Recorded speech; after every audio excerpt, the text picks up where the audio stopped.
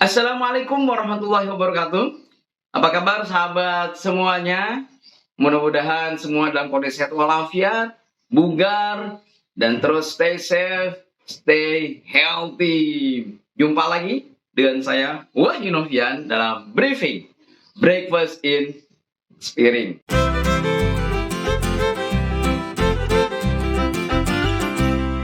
Sahabat sekalian, ini menu briefing saya pada kali ini, itu ada tumis toge dan tempe, kemudian tuh telur mata sapi, ya matanya gede begitu.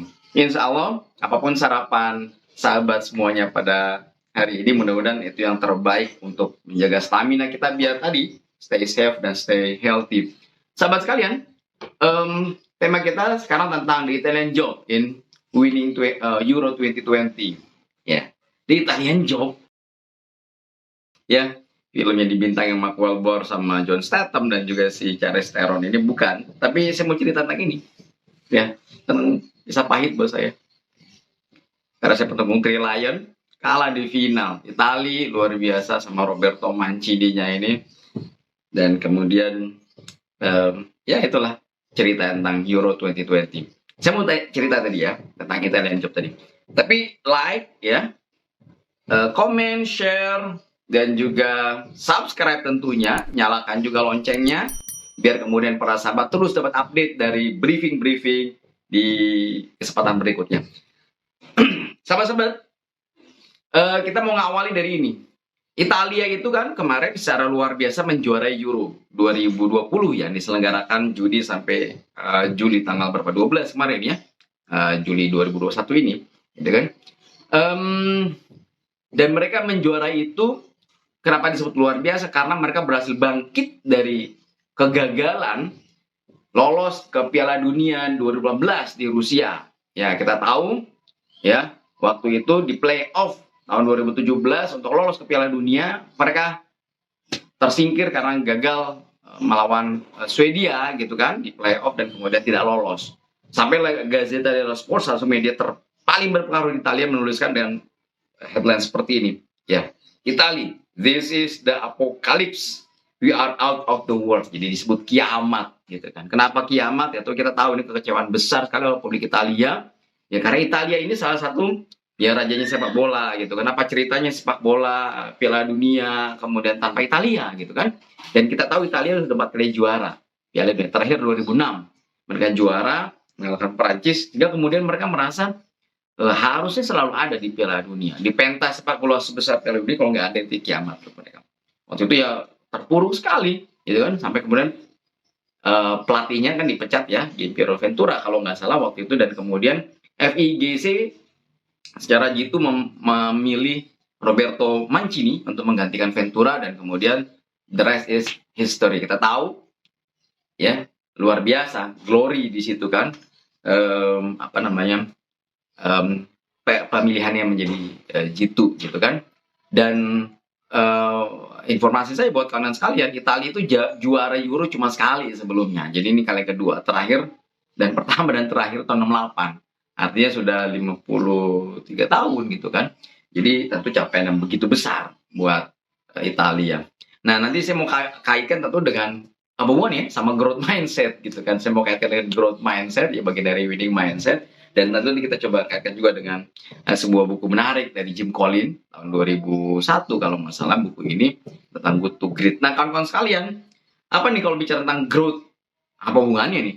Ya, winning mindset, growth mindset khususnya. Gini kawan-kawan sekalian, FIGC tentu tidak mau malu lagi, ya.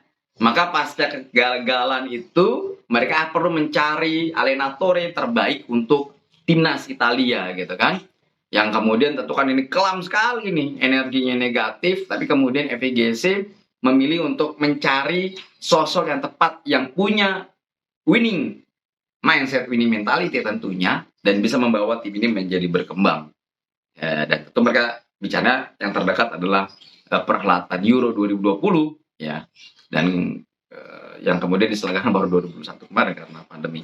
Nah kawan-kawan sekalian, Kan kalau di growth mindsetnya si Carol Dweck itu disampaikan tentang embrace the challenges. Ada tantangan besar untuk buat seorang Mancini ketika mengambil peran ini dalam kondisi terpuruk, kemudian bagaimana bisa bounce back, bisa bangkit lagi, bahkan bisa berprestasi.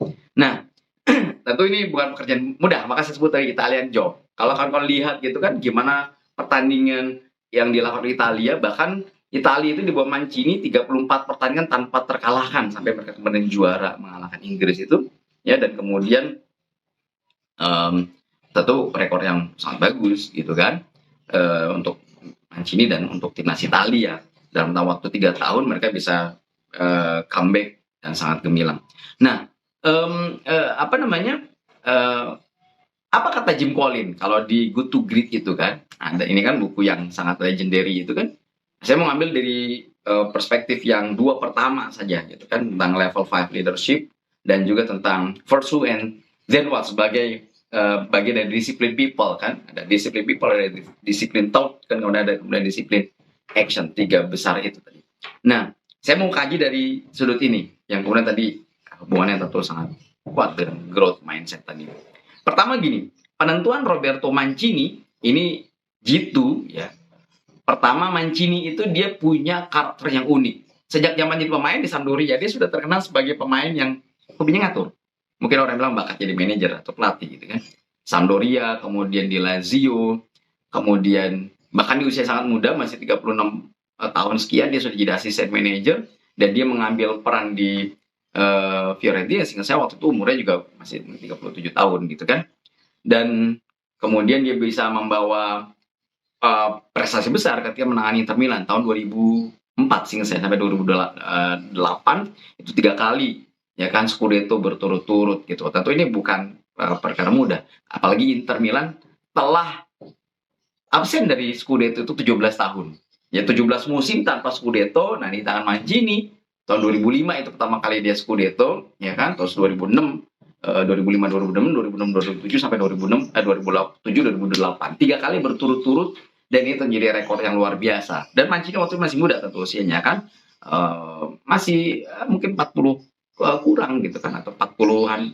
Dan ini bukan pekerjaan mudah, karena tadi 17 tahun Inter absen dari apa namanya Scudetto ya kan, dan kemudian dia berhasil membawa itu tahun 2005-2006. Nah, kemudian setelah itu kita tahu kan gimana Mancini juga berhasil membawa Midas touch-nya tadi ya, ketika dia datang ke Manchester City ya menggantikan Mark Hughes. Nggak main-main, karena waktu itu investor dan pemiliknya si City ini pengen juara ya kan. Manchester biru kan disebut sebagai tetangga yang bising, yang sukanya bikin ribut gitu kan, rame aja tapi nggak pernah juara. Juaranya waktu itu ya tentu jagoan saya juga, Manchester United gitu kan, si Manchester merah gitu kan. Tapi kemudian secara luar biasa, pertama juga tahu saya hampir 40 atau 50 tahun Manchester City nggak pernah juara di Liga Inggris. Setelah hampir 50 tahun itu kemudian si Mancini itu berhasil membawa trofi untuk juara Liga Inggris itu tahun 2011-2012 gitu kan. Di terakhir secara dramatis menang lawan QPR sehingga saya Queen Park Rangers, dan kemudian melampaui MU, dan kemudian ya jadi juara gitu kan. Dan ini tentu capaian yang luar biasa. Bahkan di Mancini berhasil menciptakan tim yang luar biasa saat itu, termasuk pemain bengal seperti Balotelli itu menjadi bersinar saat itu. Nah kan kita tahu kalau di level 5 leadership-nya si Good to Great Jim Collins tadi dikatakan di sini ada penjelasannya, ada personal will, ada professional will, ada personal humility. Nah, kira-kira mungkin si Mancini panduan yang luar biasa di situ, karena dia punya standar yang tinggi. Dia juga membawa yang namanya unwavering resolve to do whatever must be done to produce the best long-term result, ya kan, no matter how difficult. Jadi ini tipikal pelatih yang dia bisa memadukan sisi personal dia yang humble. Bahkan ini disebut humble kenapa? Karena kemarin contoh habis Piala Dunia juara Euro itu, ini ditemuin ada di kampungnya neneknya atau ibunya itu, dan kemudian dia mau berinteraksi dengan orang kampung setempat gitu kan, padahal dia juara Euro gitu kan, habis tampil di pentas kelas dunia bawa juara, tapi kemudian dia tetap humble, tetap sederhana dan mudah dijangkau oleh banyak orang. Tapi secara profesional dia top sekali, luar biasa memang Mancini. Ya kan, jadi itu tentang level 5 leadership. Kemudian dia juga bahkan keberanian dia untuk meninggalkan sejumlah pemain bintang. Ini juga dipuji banyak pihak, ya kan. Italia yang bisa mainnya catenaccio oleh Grendel gitu kan, main bertahan, kemudian dirubah menjadi 4-3-3 yang atraktif gitu kan. Kombinasi antara pemain muda, pemain tua, dan kemudian jadi luar biasa. Ya kan, Mancini tadi saya sebut berhasil berani meninggalkan sejumlah pemain, misalnya kayak dia meninggalkan Alessio Romagnoli gitu kan, padahal dia adalah back disebut sebagai new Nesta, tapi kemudian karena dia nggak pernah perform di AC Milan, kemudian ditinggal. Dia lebih memilih pemain-pemain yang lain yang lebih punya karakter dan siap untuk fight gitu kan. Dan beberapa pemain lainnya juga ditinggal sama dia. Tapi ini luar biasa kan si Mancini ini. Maka kemudian yang kedua di Go to Great itu kan tentang first and then what, karena dia tahu what-nya adalah nih mau berprestasi di Euro 2020. Ya waktu itu dia memilih tim ini benar-benar luar biasa. Dia coba padukan antara pemain tua macam Chiellini, Leonardo Bonucci, Salvatore Sirigu yang umur sudah 30 ke atas. Gitu kan? Tapi punya karakter, ya kan? Kita lihat kemarin Chiellini itu gimana coba? Nggak Italian job itu. Ya kan? Bukayo Saka sudah melewat, tarik sama dia kaosnya dan kemudian sampai kejengkang begitu. Bola lewat, pemain nggak ada ceritanya kata dia. Luar biasa karakternya gitu kan. Tadi ya kan udah tua tapi masih luar biasa. Kemudian dengan pemain-pemain muda dipadukan ya kan, seperti Donnarumma yang masih 21 tahun ya kan. Kemudian Manuel Locatelli yang masih 23 tahun, kemudian Federico Chiesa yang juga masih 23 tahun, itu dipadu-padankan. Sehingga kemudian menjadi paduan yang luar biasa ya kan, dan pemain ini solid-solid semuanya gitu kan. Dan tentu ini tidak hanya pemilihan pemainnya saja si Mancini, ya kan, dia memilih who and then what-nya itu tidak hanya di layer pemain, ya, tapi dia juga bahkan tim pelatihnya itu dia pilih orang-orang hebat yang punya chemistry bagus dengan dia dan bisa mendukung apa yang menjadi visi dia, ya kan. Salah satu pilih ini ada namanya Antonio Gagliardi, seorang pakar statistik. Coba bayangkan sepak bola pakai statistik, jadi nggak cuma latihan teknik tuh, ya kan, yang kemudian ada pelatih kiper, ada pelatih fisik segala macam, tapi juga ada pakar statistik yang memberikan informasi terkait dengan bagaimana statistik permainan yang kemudian itu bisa memenangkan pertandingan. Ini Antonio Gagliardi, seorang pakar di balik layarnya gitu kan.